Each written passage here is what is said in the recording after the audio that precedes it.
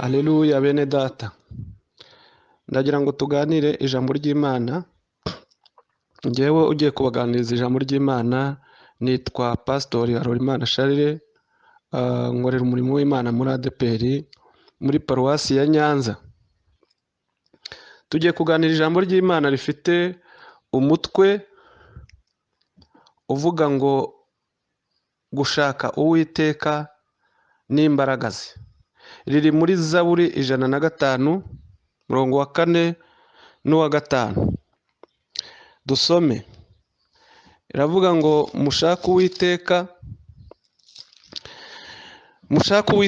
mushake n'imbaraga ze, mushake mu maso he iteka ryose, mwibuke imirimo itangaza yakoze, ibitangaza bye n'amateka yo mu kanwa ke. Turabona n'irindi jambo ry'Imana riri mu byakozwe n'intumwa igice cya mbere umurongo wa 8. Ni ijambo rivuga ngo icyakora muzahabwa imbaraga umwuka wera nabamanukira, muzaba abagabo bo kumpamya i Yerusalemu n'i Yudaya no kugeza ku mperuka y'isi. Imana ishimwe cyane ko turi mu mwanya wo kumva ijambo ry'Imana kugira ngo tumenye neza imbaraga Imana ishaka ko dushaka. Iri jambo gushaka riboneka muri Bibiliya inshuro 75. Ijambo Uwiteka rikaboneka muri Bibiliya inshuro 5912. Hanyuma iri jambo imbaraga ubwaryo rikaboneka muri Bibiliya inshuro 313. Bene data, murumva ko ari amagambo akomeye dukwiriye guha agaciro. Gushaka Uwiteka bifite umumaro. Abantu barakataje mu bushakashatsi bw'imiti, indwara zikomeye, inkingo zikomeye, no muri iki gihe cya coronavirus murabyumva, abantu ibihugu byinshi biri gushakashaka. Hanyuma hari n'ubushakashatsi abantu barimo bwo kugira ngo bazature ku yindi midugudu, ku yindi mibumbe hejuru. Byose ni ibintu abantu barari ijoro n'amanywa bari gushaka. Ari ubushakashatsi abantu bari bakora amarobo azatwara indege, ayubaka, ayobora indege ku bibuga byazo, ayobora imodoka, ndetse n'ayobora abantu mu mihanda. Ibyo byose ni ibintu abantu bari gushaka, kandi nicyo gihe turimo, barakataje rero. Ariko ndagira ngo mbabwire ubushakashatsi cyangwa se icyo twashaka kiruta ibyo byose, kiruta ikindi.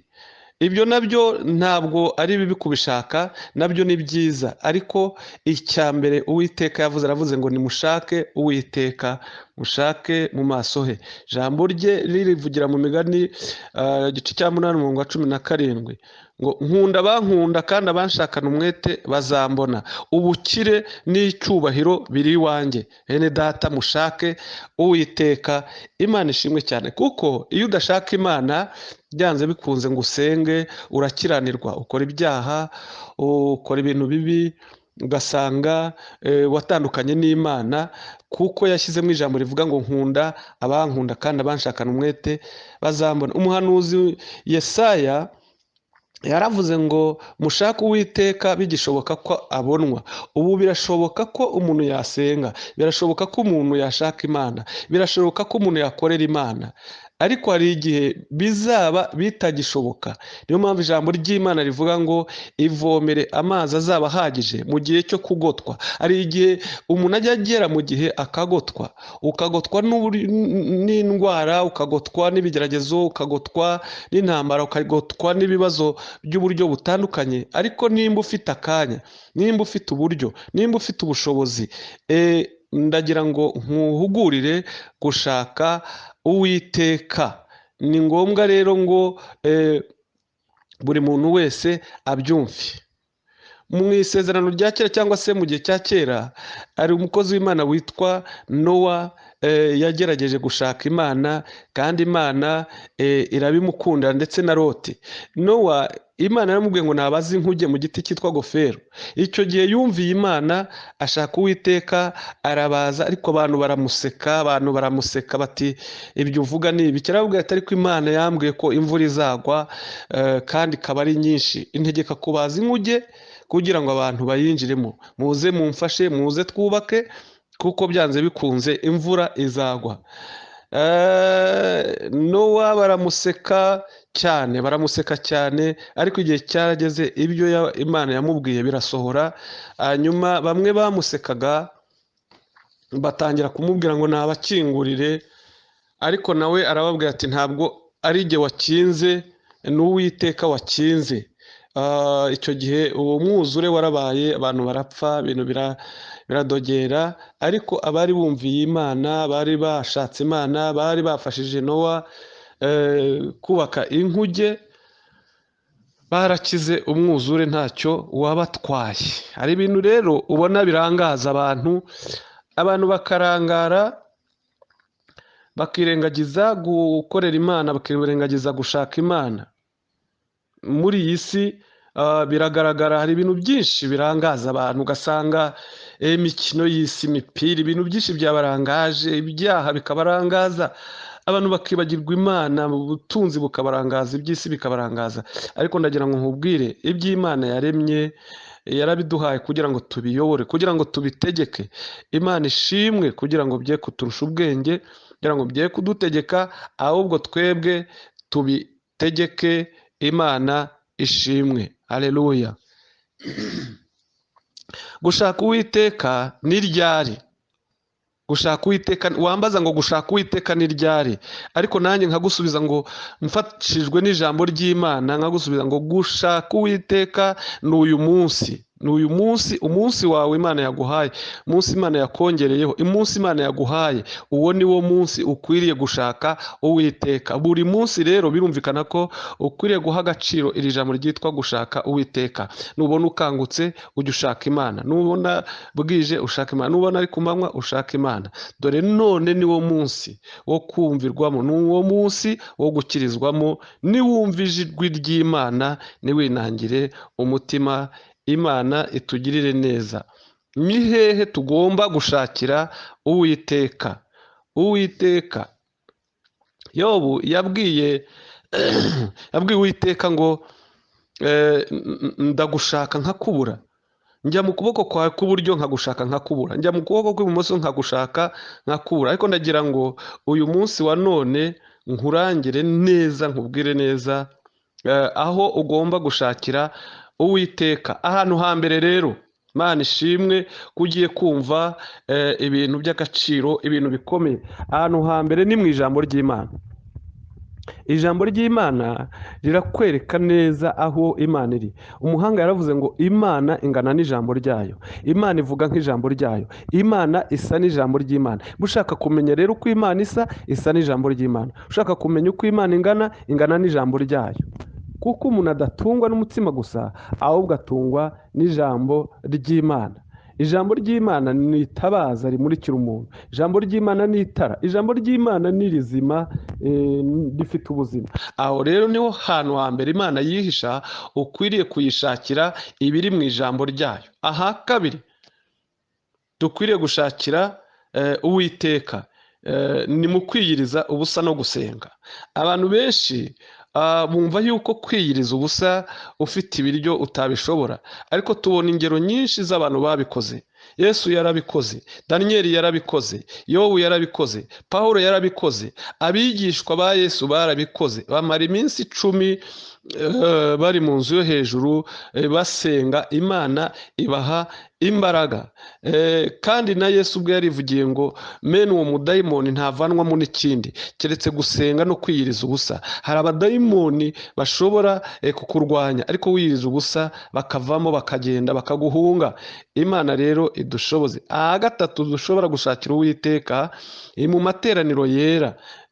mu gihe ubonye umugisha wo guterana na bene so, wo kujya mu rusengero, ntukabone yuko ari ikintu cyoroshye, kuko hari igihe bitazashoboka. Nubona bishoboka rero ujye wihutira kujya mu materaniro yera, ngo ntimukirengagize guteranira hamwe nk'uko bamwe bajya bagira. Ubu ngubu ntabwo turi guterana, ntabwo turi mu materaniro, turi guteranira mu ngo zacu, turi gusengera mu ngo zacu, kubera ko insengero zirafunze, ariko hari igihe zizafungurwa, hari n'igihe zafungutse. Ese mwene data, witeguye ute kubahiriza ijambo ry'Imana, ugashaka Imana mu materaniro yera? Icya kane cyangwa se ahakane dukwiriye gushakira Uwiteka ni mu kuyikorera. Ijambo ry'Imana muri Yohana igice cya 12 umurongo wa 26 riravuga ngo umuntu nankorera ankurikire, kuko aho ndi n'umugaragu wanjye ariho azaba.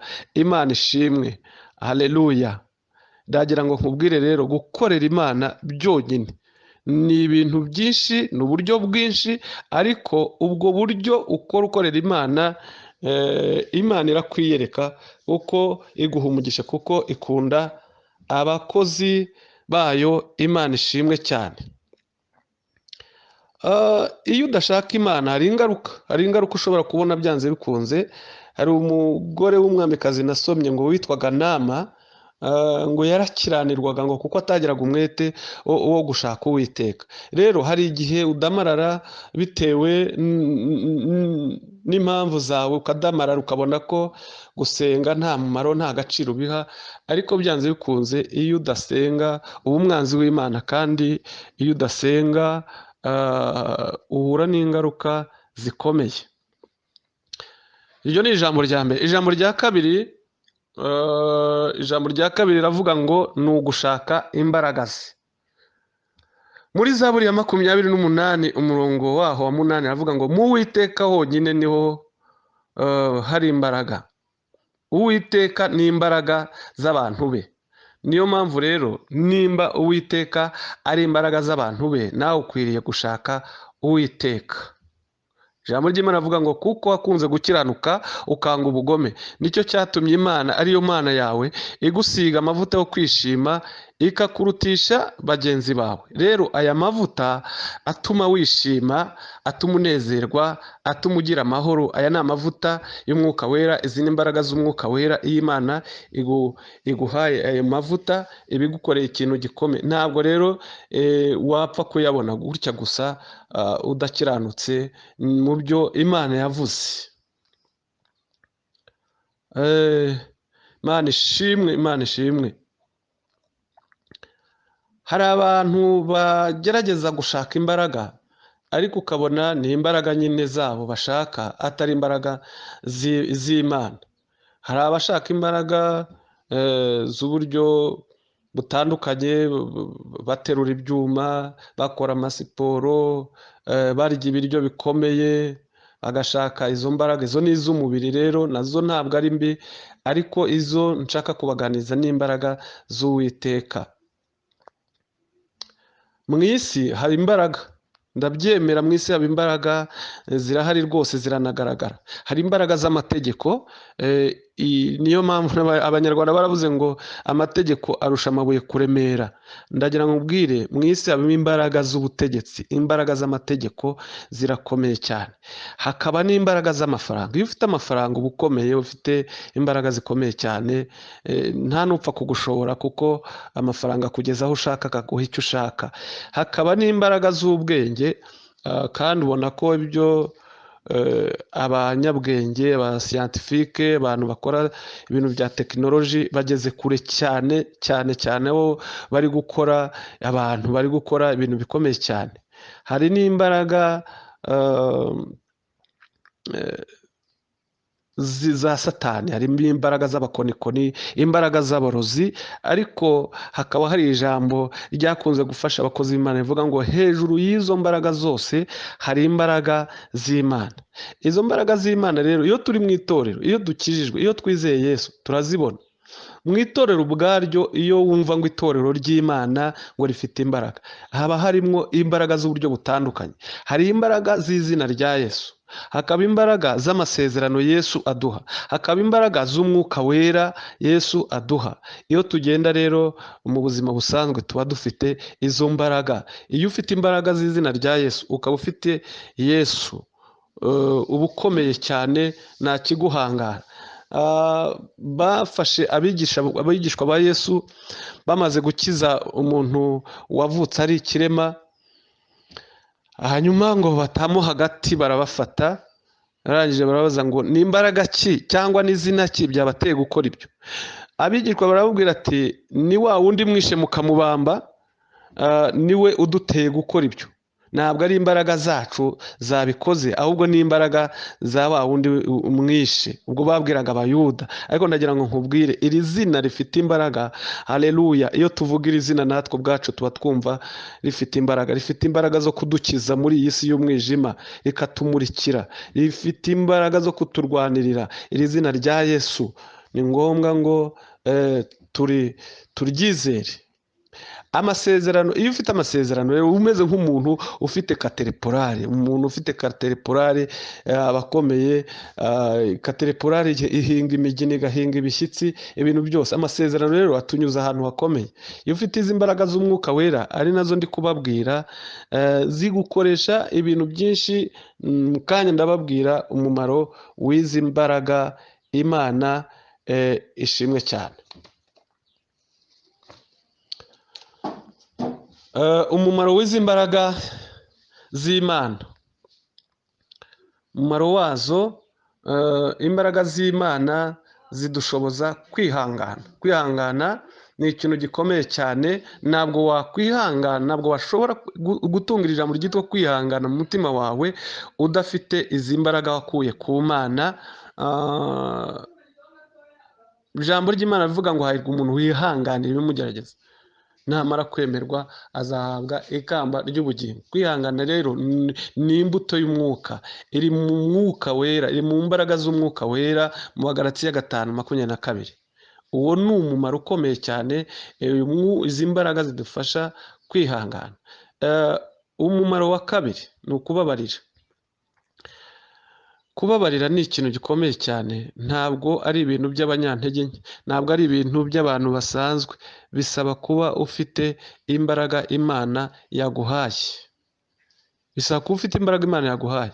Niyo mpamvu dusoma ibya Stefano twumva ni ibintu bikomeye cyane. Kuba abantu bamutera amabuye, bamushinja ibinyoma, kugeza igihe bamuteye amabuye akarinda apfa, ariko ijambo rya nyuma yapfuye avuga ngo Imana ibababarire kuko mutazi icyo mukora. Icyo Uwiteka rero agushakaho ni ukugendana n'Imana yawe wicisha bugufi, kandi no gukunda kubabarira. Imana ishimwe cyane. Ijambo rya gatatu ritwereka umumaro w'izi mbaraga, ni ugukorera Imana. Iyo ufite izi mbaraga ushobora gukorera Imana. Ndagira ngo mbabwire ngo muri iki gihe gukorera Imana urabona bigoye, biraruhije, harimo intambara, harimo ibigeragezo. Abakozi b'Imana usanga abantu babasuzugura, babatuka, babashifona. Ariko ndagira ngo nkubwire, iyo ufite izi mbaraga, ibyo byose ubikuba na zeru, ugakomeza ugakora umurimo w'Imana, kuko Imana yavuze ngo umuntu nankorera Data azamuha icyubahiro. Umumaro wa kane w'izi mbaraga, zidushoboza kunesha icyaha. Ndagira ngo mbabwire ngo icyaha kirakomeye, icyaha kirakomeye. Iyo udafite izi mbaraga rero ntushobora kunesha icyaha, ariko iyo ufite izi mbaraga unesha icyaha. Ibyaha ni byinshi, ibyaha birakomeye. Ntushobora kunesha icyaha cy'ubusambanyi udafite izi mbaraga. Ntiwanesha ibyaha by'ibiyobyabwenge. Murabona ko ibiyobyabwenge bimaze kugariza isi, ariko umumaro w'izi mbaraga utuma umuntu atajya mu biyobyabwenge, umuntu atajya mu busambanyi, atajya mu businzi, umuntu atakora ubugome, ahubwo bigatuma umuntu yegera Imana agakiranuka. Imana ishimwe cyane. Umumaro wa gatanu, ushoboza abafite izi mbaraga, ubashoboza gukiranuka. Gukiranuka bisaba imbaraga. Ntabwo washobora gukiranuka jya wumva ko abantu badafite izi mbaraga inshuro nyinshi baba bavuga ngo n'umukiranutsi ngo bwira acumuye karindwi, ariko ntabwo uyu nguyu aba ari umukiranutsi bwira akoze ibyaha birindwi ntabwo aba ari umukiranutsi, ahubwo umukiranutsi arakiranuka kandi akageza igihe cyose Imana izaba imukuriye mu isi. Agomba gukiranuka rero ahagaragara n'ahatagaragara, aho abantu bari n'aho batari, kandi agakora iby'Imana ishima. Ntabwo wavuga rero ngo ntibishoboka, kuko Yobu yarabishoboye, n'abandi ingero nyinshi zirahari bakiranukiye Imana. Sawuli yigeze kubwira Dawidi ngo undushije gukiranuka. Hari abantu rero utaburanya, abantu bakiranuka bariho, Imana ishimwe cyane. Gukiranuka rero ni ikintu gikomeye cyane, ufite imbaraga z'Imana urabishobora. Icya gatandatu, umumaro wa gatandatu izi mbaraga zidushoboza ni gutanga. Abantu benshi birabagora, birabananira, ariko ndagira ngo nkubwire, iyo ufite izi mbaraga ntabwo ujya impaka mu gutanga, haba gutanga icya cumi, haba gutanga gufasha abakene, haba gufasha imfubyi, abapfakazi. Iyo ufite izi mbaraga urabishobora. Nibyo koko hari umuntu ushobora gukora ibi ngibi afite ingeso nziza, afite kavukire nziza, ariko iyo ageze mu mwanya wo gukora ibyaha ntabwo abona imbaraga zibimubuza, kuko aba adafite izi mbaraga z'Imana. Ndagira ngo rero ngukangurire gushaka Uwiteka no gushaka imbaraga ze. Imana ibahe umugisha, Imana ibafashe, Imana ibakomeze, Imana ibagirire neza, Imana igenane namwe. Mushake imbaraga z'Uwiteka, mushake mu maso he, mushake Uwiteka bigishoboka ko abonwa. Dawidi yaravuze ngo nk'uko impakazi yahagezwa no kwifuza imigezi, ngo niko umutima wanjye wahagezwa no kukwifuza Mana. Ukwiriye kuhagezwa no gushaka Imana, ukwiriye kuhagezwa no gushaka Uwiteka, ukwiriye kuhagezwa no gushaka ijambo ry'Imana. Imana ikagushyigikira, Imana ikagufasha, nibwo no kujya mu ijuru uzajya mu ijuru. Ijambo ry'Imana riravuga ngo nutagira umwete mu nzira y'Imana ntabwo uzajya mu ijuru, habe no guca umutaru. Ni ngombwa rero ngo tugire umwete wo gushaka Uwiteka, kandi rikongera akavuga ngo rindira umutima mu ijambo ry'Imana, niryo rizagukomeza. Ngo irembo ni rito n'inzira ni ntoya, ngo ariko wihangane cyane kugira ngo ucemo. Imana ishimwe bene data, haleluya. Ndagira ngo rero ngukangurire gushaka Uwiteka, ntudamarare, nturyamire, ntusinzire, ube maso. Imana igushyigikire, Imana igufashe, mu izina rya Yesu Kristo umwami wacu, amen.